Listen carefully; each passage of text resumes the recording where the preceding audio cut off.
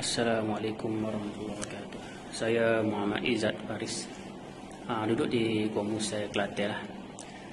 Saya nak bagi feedback penggunaan produk Al-Aufa ni. Saya dah gunakan selama 1 minggu dan alhamdulillah lah. Penyakit kasih angin yang saya alami ni berkurang lah. Sebelum ni saya tak lalu makan, tak lalu nak makan pun sikit, perut berangin.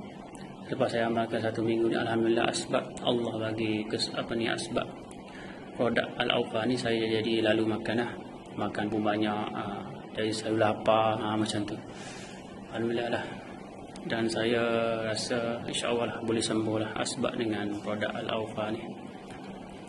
Okay, di samping itu jaga pemakanan lah. Makanan yang tak boleh makan, yang berangin tu saya tak makan lah.